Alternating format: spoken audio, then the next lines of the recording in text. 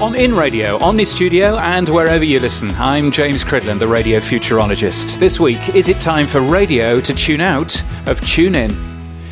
If a website story on music business worldwide is to be believed, Sony and Warner's have taken TuneIn to court in the UK. They allege, the story says, that TuneIn has breached copyright law. The story claims that a legal document seen by one MBW source suggests that the majors have submitted evidence which they claim shows a sample of 800 unlicensed TuneIn music streams in the UK. Now, I'll have to take this website's word for it since the details aren't publicly available. But one correspondent dropped me a line to ask, really? So every single radio directory website, app or radio device is illegal or under threat of a lawsuit? And as far as I can see, well, yeah, some of them might be. Because on the face of it, radio directories aren't doing anything wrong.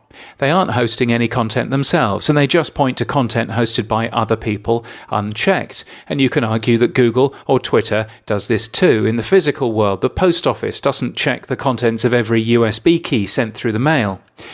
Yet there are a few difficulties here. A radio directory is a set of editorial decisions on what to publish. I should know, I've run one for over 20 years. It's called media.info. It's very good. Now, whenever you add an editorial decision, you add liability to what you're doing. And if you don't accept every single radio station for a listing, then you've demonstrated that you do have some editorial control over the listings, and you should be checking music licenses. But what does unlicensed mean anyway?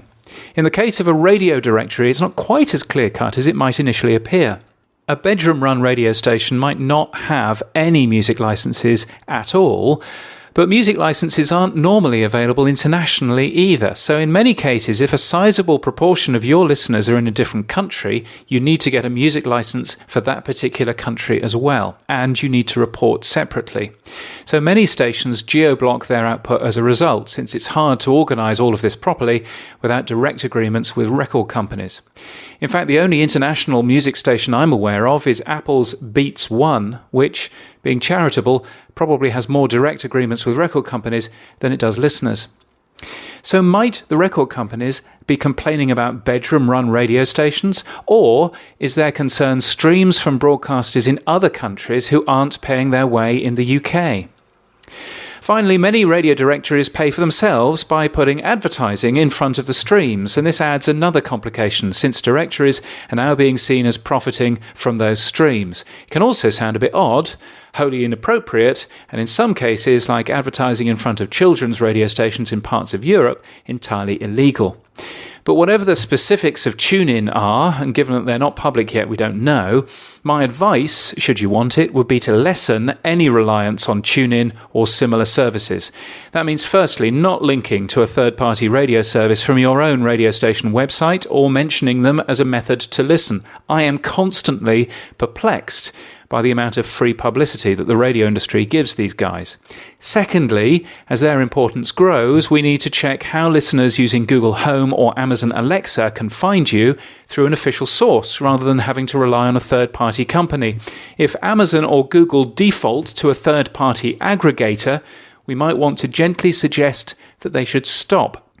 And thirdly, and most importantly, work together with your peers to be part of your territory's official app.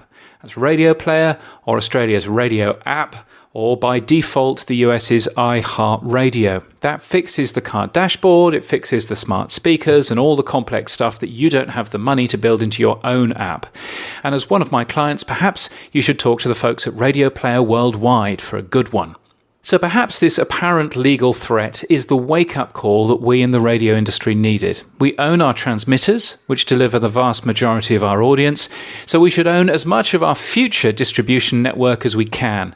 And relying on a venture capital-funded .com company as our main internet distribution mechanism, well, that was never a good plan, and potential court action means it's even less of a good idea than it ever was. You can get my weekly Radio Trends newsletter at james.crit.land and daily podcast news at podnews.net. There's a dog barking. And until next time, keep listening. Thanks, dog.